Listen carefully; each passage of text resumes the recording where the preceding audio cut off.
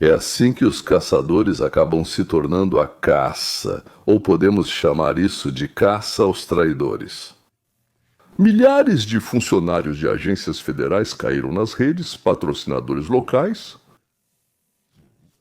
terroristas foram identificados. Tudo isso parece emaranhado com o que ocorre agora na América. Lembrem-se em Vysotsky que está acontecendo uma caçada aos lobos. Está acontecendo uma caçada. Agora eu vou mostrar para vocês o nosso incomparável Glenn Beck e sua famosa tabela. Ele sempre desenha tabelas, mostra gráficos no quadro, faz desenhos com giz. Começou há 30 anos. Mas como? Como disque jockey com um programa de rádio musical. Na verdade, em uma rádio pequena, que de repente, do nada, milhões de pessoas começaram a ouvir. Não era pela música, pois todos mostravam e tocavam quase as mesmas coisas, mas porque todo mundo achava interessante. Ele contava histórias, algumas piadas, alguns contos, comentava algo político, de repente colocava isso no meio. Glenn foi descoberto e levado para a Fox, onde por anos era assistido por 3 milhões de telespectadores fiéis diariamente. E naturalmente, em dias especialmente importantes, era muito mais. Vou mostrar algumas conquistas e coisas boas que estão acontecendo. Depois de anos de violência política, o governo Trump reconheceu a Antifa como organização terrorista doméstica. E eu quero mostrar a vocês especificamente algumas das formulações usadas nessa definição. Alega-se que é uma organização militarista e anarquista, que utiliza meios ilegais para organizar e realizar uma campanha de violência. A campanha envolve esforços coordenados. Recrutam, treinam e radicalizam jovens americanos usando meios sofisticados para ocultar financiamento e operações. Agora quero chamar a nossa atenção para isso, porque vocês nunca ouviram a Antifa ser descrita dessa forma. Pelo menos não pelos democratas ou por ninguém na grande mídia ou nos institutos de análise liberais. Para nós. Tentaram apresentar a Antifa. Bem, esses caras queimavam, matavam, batiam com tubos na cabeça das estudantes, atacavam negócios, universidades. E tentaram nos dizer que eram apenas alguns grupos isolados de pobres, tipo estudantes, ou apenas jovens adoráveis, liberais progressistas, um pouco mais velhos que adolescentes. Foi isso que nos disseram. É isso que vocês costumam ver. Antifa é um movimento político descentralizado, sem liderança central. Mostre-me outro exemplo aqui. Nós somos a Antifa é um movimento descentralizado e sem liderança. Que tal esse? Um movimento político amplo e descentralizado. Certo, então é descentralizado e sem liderança. Você entendeu? Isso é bom. Eles repetem essas palavras em nossas cabeças. Isso está em todas as fontes. Por que fazem isso? É bem óbvio. E essa última fonte, sem querer, descreve a razão do engano. Ao descrever os métodos da Antifa, eles os chamam, cito, de meios extraordinários, radicais e, em alguns casos, violentos e ilegais. É isso. Tem que ser descentralizado, tem que ser um indivíduo sozinho, tem que ser sem líder.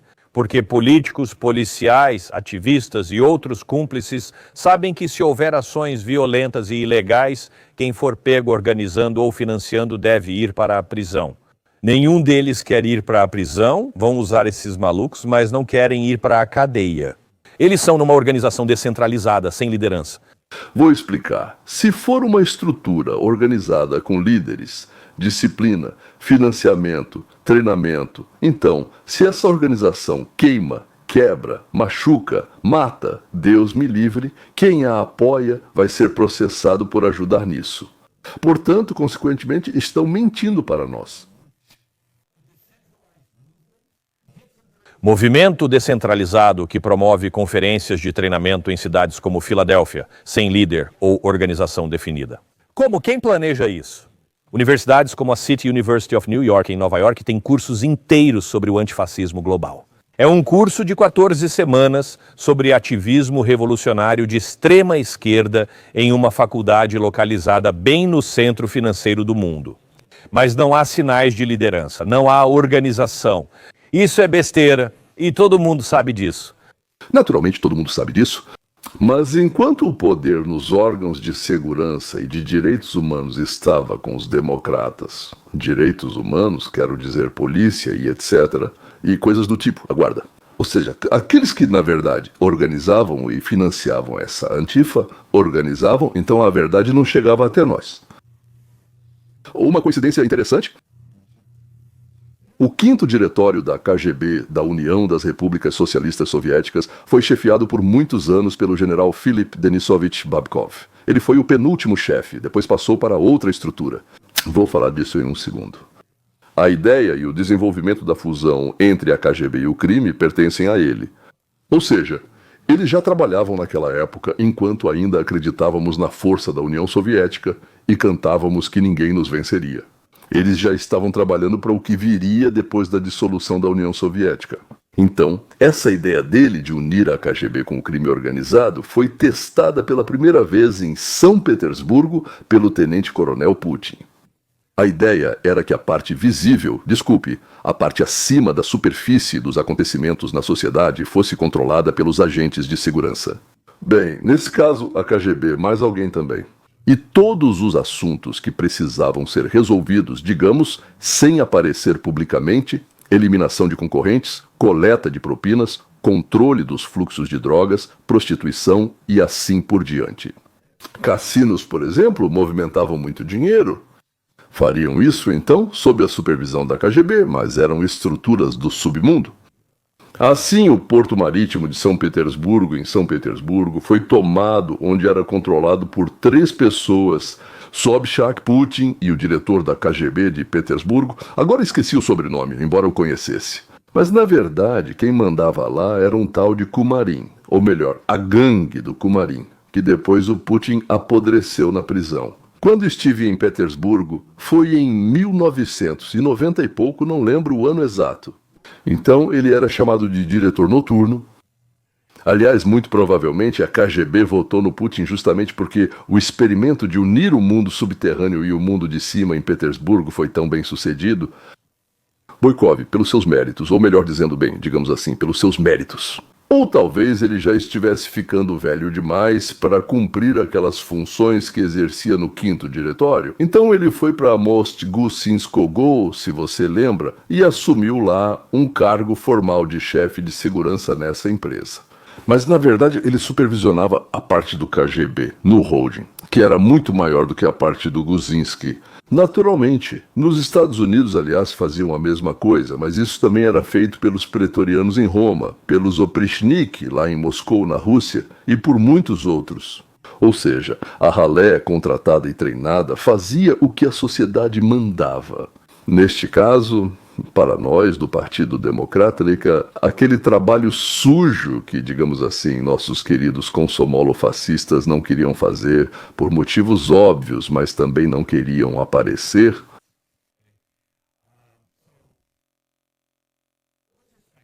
Glenn Beck. Então, vamos refletir aqui por um minuto. Vamos chamar isso de ponto de partida para as pessoas no FBI ou no Departamento de Justiça quando elas começam a investigar pistas. Por muito tempo, pessoas que talvez apoiem o Antifa permaneceram nas sombras. É isso que Trump vai acabar. Antifa é mais do que apenas uma organização descentralizada e sem liderança. Dividi a Antifa em 3 categorias: grupos de rua e soldados, grupos de apoio e fontes de financiamento. Vou começar pelos grupos de rua e soldados. Porque é justamente aqui que os políticos, a mídia e os centros de análise dizem, sabe, é isso que é a investigação. Você pode simplesmente investigar esses caras. Sim, só isso. Não olhe para cá. Mas esses grupos estão nas notícias desde cerca de 2016. Grupos como Rose City, Antifa Portland, Elm Fork, John Brown, Gun Club, Antifa, Oregon, Atlanta, Pittsburgh, Refuse Fascism e Jane's Revenge. Agora vocês viram a destruição que esses grupos deixam por toda parte. Continuamos vendo isso todos os dias em lugares como Chicago e Portland, mas aqui precisamos parar de procurar. Quero dizer, eles não conseguem encontrar nada porque a trilha termina. Aqui a Antifa é descentralizada e sem líderes. Mas se isso for verdade, são caras que não trabalham, muitos deles usam drogas, são malucos, eles mesmos financiam tudo isso. Porque como? Vamos passar para a próxima categoria, que são os grupos de apoio. Ei, advogados da National Law Guild. Esse é o braço jurídico do Antifa. Você sabe, se você já esteve em um tumulto ou viu algo na televisão, você olha para o lado e lá estão pessoas com chapéus verdes. Sim, essa é a National Law Guild. Eles abertamente se gabam de como oferecem apoio jurídico aos soldados de rua. Aham, mas não há nenhuma organização nisso. Não existe uma UGU. Depois vem a Antifa Internacional, o que é curioso, já que muitos a definem como descentralizada e sem liderança. Você tem a Antifa Internacional, quero dizer, é como a Black Lives Matter incorporada dos arrecadadores de fundos para a Antifa. E de novo, para quem você está fazendo o cheque? Eles são descritos como, abre aspas, um coletivo antifascista internacional com muitos anos de experiência em gestão, pela Fundação Internacional de Defesa Antifascista e outros projetos antifascistas. Ou seja, vocês não têm uma sede central, uma base de operações ou algo assim, mas têm muitos anos de experiência em gestão. É verdade. E quanto ao Antifa Internacional? A Antifa Internacional arrecadou fundos para a defesa jurídica dos militantes que atacaram a instalação do Immigration and Customs Enforcement no Texas. Já que falamos disso, confira a Community Justice Exchange e sua National Bail Funding Network. Eles pagaram fianças para pessoas durante a onda de protestos do George Floyd no verão. Vale a pena ficar atento a eles, principalmente pelo grande parceiro que, meu Deus, a Fundação TIDES, nossos velhos amigos, amigos da Fundação TIDES, olhem essas conexões, essas organizações são numerosas, nós somos legião. Sim, provavelmente é isso que eles dizem. De qualquer forma, lembrem-se, como dizem políticos e especialistas da mídia, não há organização centralizada.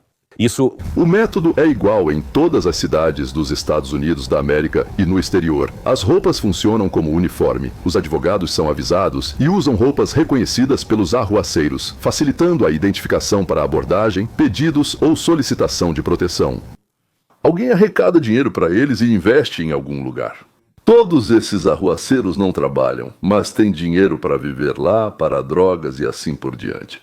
A principal questão é o dinheiro. Sim, de onde vem a grana, de onde vem o dinheiro? E a pergunta imediatamente exige uma resposta do camelo. Guilders, fontes de financiamento. Isso é interessante. Então, em nome de quem devo preencher o cheque? Isso se divide entre ONGs, fundações e financiamento coletivo. Agora, já mencionei o Fundo Tates, um dos canais de dinheiro mais obscuros de esquerda e radicais do planeta. Sabe quem conhece todos os caminhos de volta ao Tates? Primeiro, vamos ver isso. O Fundo Tates financia uma organização chamada Aliança pela Justiça Global. O dinheiro de post vem daqui. Eles redirecionam o dinheiro para grupos como Recuse o Fascismo. Eles também deram à Guilda Nacional de Advogados mais de $1 milhão, só de 2018 a 2019. Vai entregar um cheque de $1 milhão para um grupo sem liderança ou organização e apenas dizer: vocês sabem o que fazer? Quem realmente sabe o que fazer com isso? É assim que funciona o rastro de dinheiro da esquerda radical. Ele é feito para ser irregular. Ele é feito para confundir e desaparecer. Todas as conexões existem. Então, por que ainda não agimos? Certo, próximo. Quem mais, além dos caras sinistros do George Soros? A Fundação Sociedade Aberta, eles também financiam a Aliança pela Justiça Global. Eles também têm ligação com grupos de apoio ao Antifa. Fontes de financiamento beneficente são muitas, só para isso. Depois você tem a Fidelity Investments, onde você investiu o seu dinheiro.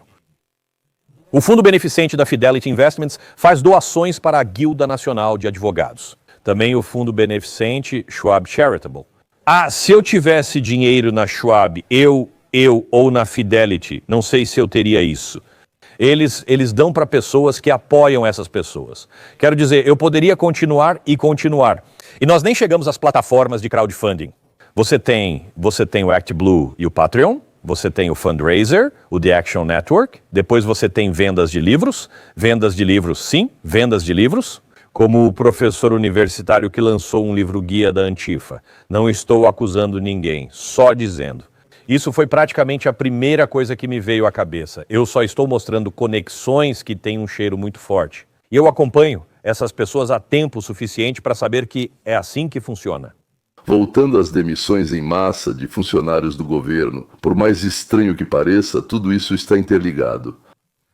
Ou seja, os fascistas liberais estão completamente chocados. Eles começaram a perceber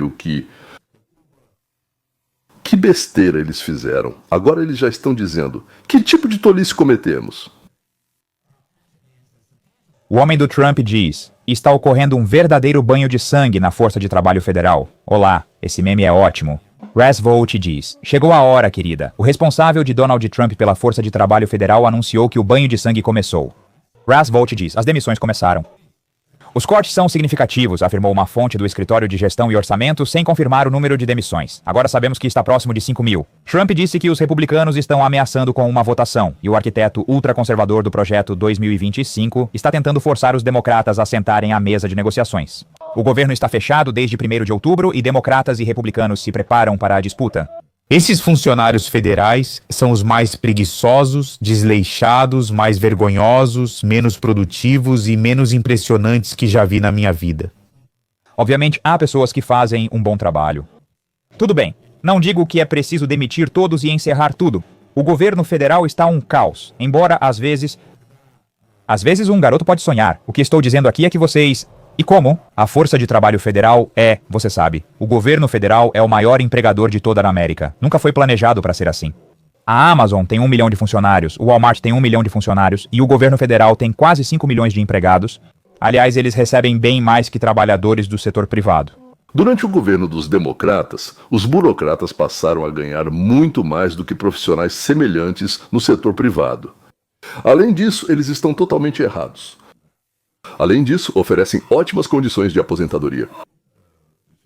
Somos nós, do setor produtivo, que pagamos por isso.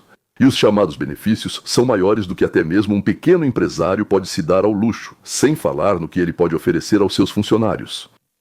E para os funcionários públicos dos Estados Unidos da América, a vida melhorou financeiramente e em outros aspectos mais do que para qualquer outro grupo da população. Bem, às vezes a gente precisa fazer o que não quer, e isso acontece porque os democratas nos colocaram nessa situação. Se os democratas não tivessem votado pelo fechamento do governo, não discutiríamos cortes. Hoje falaríamos sobre outras notícias do mundo e do país. Estaríamos falando sobre todas as coisas maravilhosas que esta administração está fazendo para melhorar a vida dos americanos em todo o país. Infelizmente, a vice-presidente dos Estados Unidos da América e eu estamos aqui para falar sobre o fechamento do governo causado pelos democratas. Claro, é uma pena para as pessoas que de repente perderam sua fonte de renda. Mas nos Estados Unidos estão começando a construção e a operação de muitas novas empresas. Estou dizendo que agora, por exemplo, Trump trouxe investimentos tanto de fora quanto de dentro do país. Nossas corporações e várias empresas e países estrangeiros estão investindo grandes quantias de dinheiro. Por quê? Porque estamos vivenciando o crescimento de um setor totalmente novo. Sabe, é como uma nova revolução. A primeira revolução foi a chamada Revolução Industrial, que começou aproximadamente depois que Isaac Newton formulou alguns de seus princípios a partir dos quais ficou claro que tudo no mundo funciona segundo as mesmas leis. E depois da Revolução Industrial tivemos, digamos, a Revolução dos computadores, né? Depois a Revolução da Internet, por assim dizer. E agora está acontecendo a revolução da inteligência artificial, que, ao que parece, vai causar o mesmo impacto impressionante em todos, assim como a Revolução Industrial. Ou seja, vai ofuscar até a construção de ferrovias, os computadores e todo o resto. Então, por causa disso, começa a surgir uma enorme quantidade de empregos onde serão necessárias pessoas que possam ser treinadas para alguma coisa. Então, esses que foram demitidos, agora, digamos assim, para eles se abre uma ótima oportunidade de começar a fazer algo útil em suas vidas. Talvez mudar de cidade ou estado, como fizeram seus pais e antepassados. Senhoras e senhores, neste exato momento, os democratas estão completamente perdendo o controle, porque o presidente Trump acabou de cumprir sua promessa de começar a reduzir o governo federal. Como todos vocês sabem, estamos no 11º dia de paralisação do governo federal, uma paralisação totalmente causada por Chuck Schumer e os democratas. E agora o presidente Trump decidiu deixá-los provar do próprio remédio. E o que isso realmente significa? Isso significa o seguinte: Na noite passada, a administração Trump demitiu mais de 4.000 funcionários federais considerados desnecessários e redundantes, mostrando que o bloqueio dos democratas foi não só um erro grave, mas também uma chance de drenar o pântano. Então, amigos, para realmente começar o relatório de hoje, deem uma olhada nisso. Roosevelt, chefe do Escritório de Gestão e Orçamento, publicou isso há alguns minutos. Este é um tweet muito direto e objetivo no X. Ele disse: "E se vocês puderem mostrar, os cortes começaram. Isso significa redução de pessoal." É sobre isso que Roosevelt veio conversar com o presidente Trump no Salão Oval. Na semana passada, quando começou a paralisação do governo, eles tentaram descobrir quais agências poderiam suspender temporariamente ou fechar permanentemente. Grande parte disso é demitir funcionários federais. Uma fonte do Escritório de Gestão e Orçamento nos informa agora que não só começaram os cortes, mas eles são significativos. O que significa que, durante o fechamento na sexta-feira à tarde, um número significativo de pessoas, segundo a Casa Branca, estão recebendo notificações de seus chefes de recursos humanos ou por e-mail de que seus serviços não são mais necessários pelo governo federal. O que é isso? Significa. Em cada departamento de cada órgão, era necessário identificar quais funcionários poderiam ser dispensados sem comprometer o funcionamento do setor. Se ficar claro que os chefes de departamento agiram por favoritismo e não pela realidade, então serão os chefes de departamento que perderão seus cargos. Trump quer demitir, como ele mesmo disse, de 35% a 40% de todos os funcionários públicos. Depende de como contam, mas quem trabalha em escritórios são 2 milhões no país, desses federais. Além disso, ainda tem mais gente, tem a polícia, tem o exército, que também são pagos pelo orçamento federal. Mas estamos falando especificamente dos funcionários públicos, que ficam sentados sem fazer nada. 35% desses funcionários, talvez não de uma vez só, aliás, em partes, em ondas, dependendo de como a equipe reduzida vai ou não levar a uma melhora no trabalho.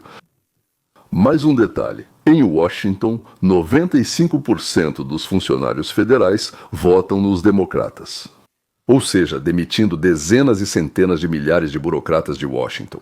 Isso significa limpar a máquina não só dos preguiçosos, mas também daqueles que exigiam roubar, cada vez mais, dos produtores, de nós e de vocês, e entregar a eles. Está na hora deles e de suas famílias passarem para o setor produtivo.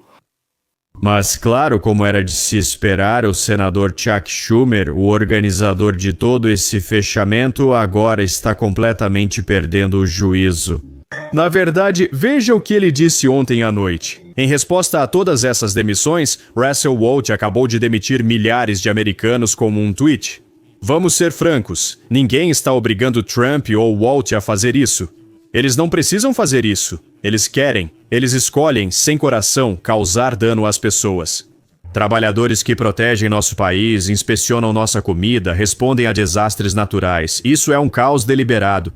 Ou seja, quando não deu certo, grite que o ladrão não é você, mas sim o outro, que na verdade foi quem te impediu de roubar.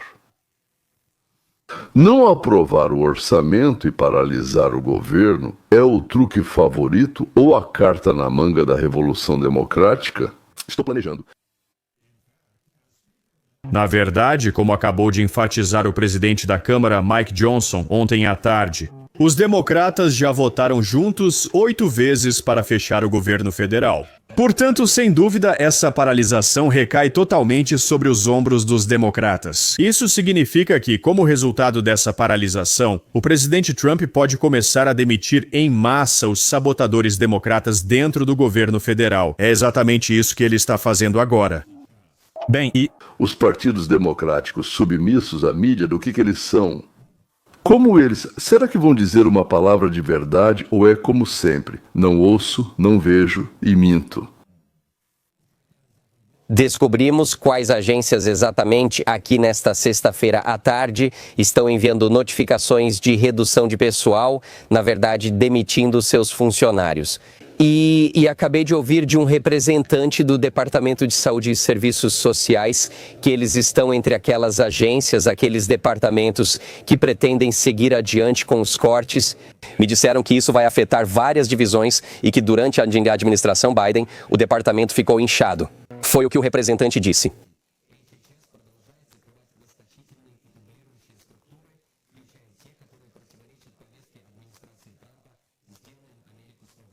Ou seja, contrataram pessoas desnecessárias para mostrar que, com Biden, não há desemprego.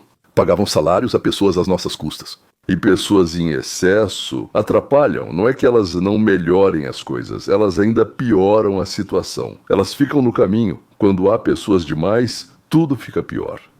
O presidente Trump realmente tem carta branca para mandar essas pessoas embora para sempre. Na verdade, nesse sentido, dê uma olhada nisso. E sobre quantos empregos permanentes você quer que eu? Bem, eu posso te dizer, eu vou poder te dizer isso em 4 ou 5 dias, se isso continuar. Se isso continuar, vai ser significativo.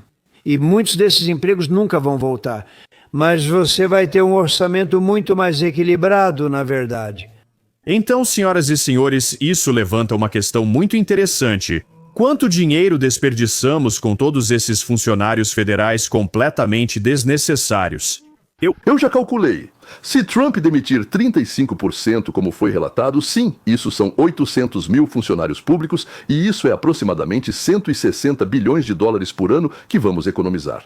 Enquanto estamos falando sobre nos livrar radicalmente de todas essas criaturas progressistas e profundas do pântano, ouça o que o presidente Trump falou sobre isso ontem à tarde. Quantas demissões você aprovou nesta primeira fase e em quais agências?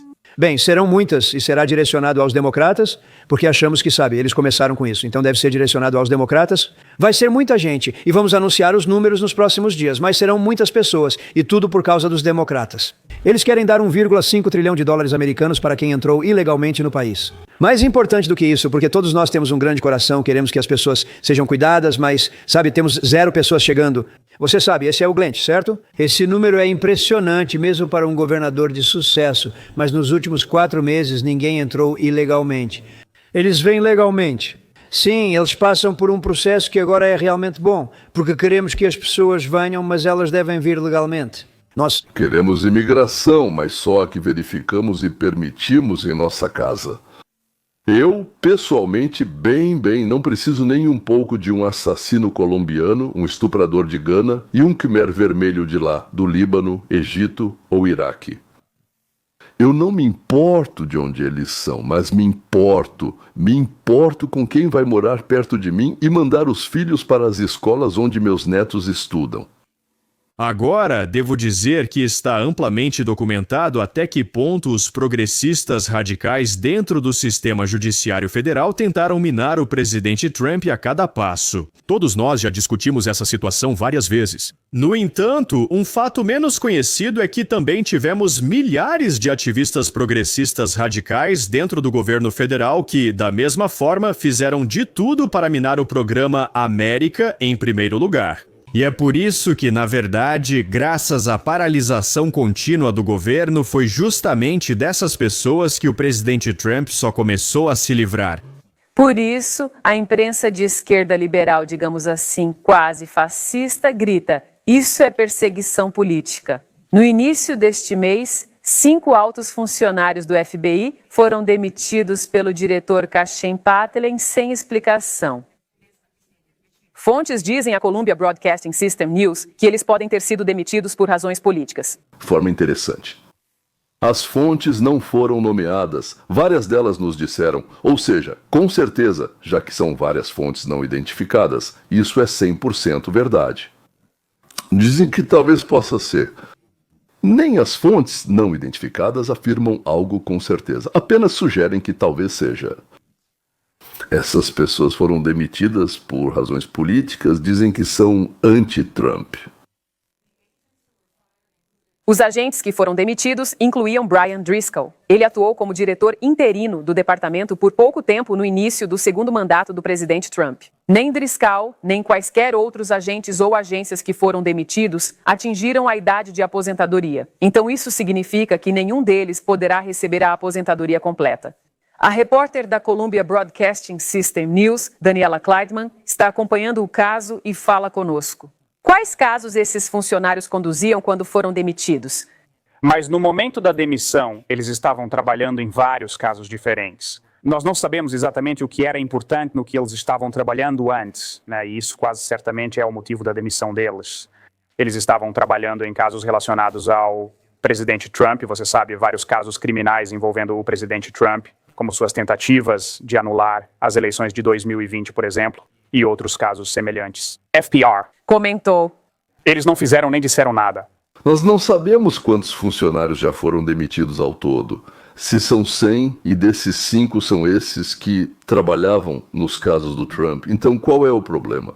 Mas acontece que são 5 pessoas. Se são só esses 5 especificamente, então é interessante saber por que eles não informaram o Congresso. Ou então ao inspetor do Ministério da Justiça diretamente. Eles têm acesso direto ao inspetor do Ministério da Justiça, totalmente direto, para informar que algo está sendo feito de forma não totalmente legal.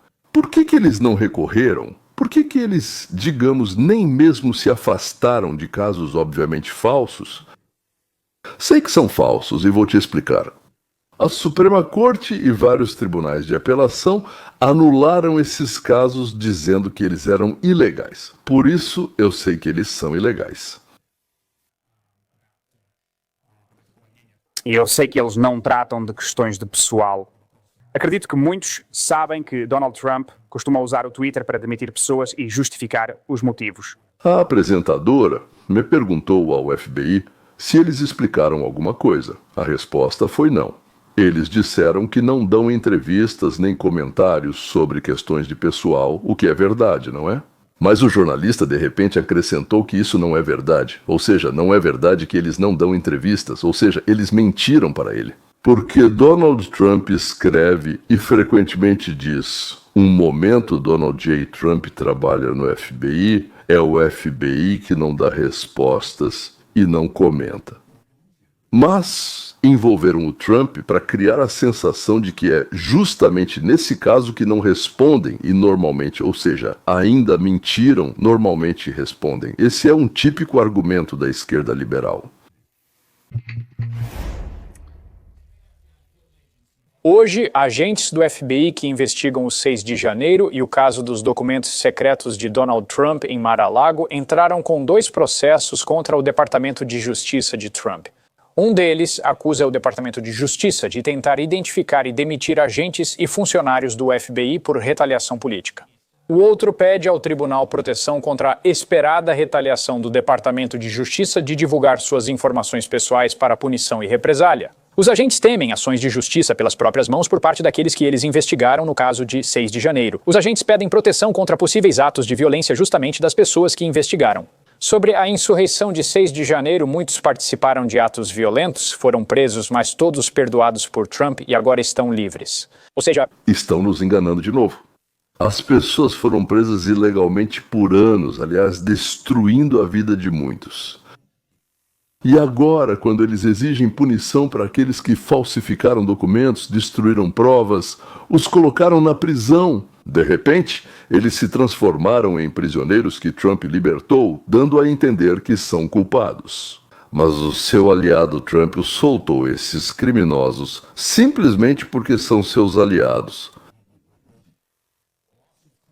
Segundo a citação, os discos estão lá desde que receberam perdão presidencial ou redução de pena. Líderes dos distúrbios de 6 de janeiro marcaram agentes do FBI nas redes sociais durante a investigação, e os agentes souberam que criminosos condenados pelo 6 de janeiro já haviam divulgado parte de suas informações pessoais na Darknet. O senador Sheldon Whitehouse, democrata de Rhode Island e membro do Comitê Judiciário que supervisiona o Departamento de Justiça, está aqui comigo. Senador, o senhor acha que essas pessoas têm um caso aqui? Obviamente sim. Acho que se começarmos com a afirmação de que a nova grande mentira é que Donald Trump não é um criminoso, não foi condenado por acusações de fraude, não escapou da responsabilidade criminal por suas tentativas de interferir nas eleições federais graças à Suprema Corte, que lhe concedeu uma imunidade totalmente nova. Assim que você começa com essa mentira, precisa ter uma explicação. Porque esses assuntos tinham um lugar. Isso é genial. Trump é um criminoso e se não tivesse sido absolvido pela Suprema Corte, ele estaria na prisão. Você não acha nada estranho nessa afirmação? Na verdade, os Estados Unidos da América devem. E existe um princípio chamado presunção de inocência. E enquanto você não for condenado por um tribunal, você é inocente. E para eles, Trump é culpado.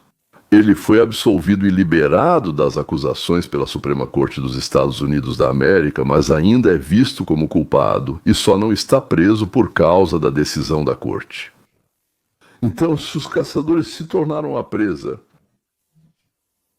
aqueles que achavam que eram intocáveis, bem, a procuradora-geral de Nova York, Letitia James, o senador da Califórnia, Adam Schiff, o ex-conselheiro de Segurança Nacional, John Bolton, o diretor do FBI, Comey, a ex-secretária de Estado, Hillary Clinton, seu marido, o ex-presidente Bill Clinton, outro ex-presidente, Barack Obama, o ex-procurador-geral do governo Obama, o diretor da CIA, o diretor de Inteligência Nacional, dezenas e centenas de outros dos intocáveis tornam-se os intocáveis. E, espero, em breve se tornarão persona non grata. Eu espero que eles arrastem para o fundo criaturas e canalhas iguais a eles junto com eles, para que não seja entediante afundar. Até a próxima, senhoras e senhores.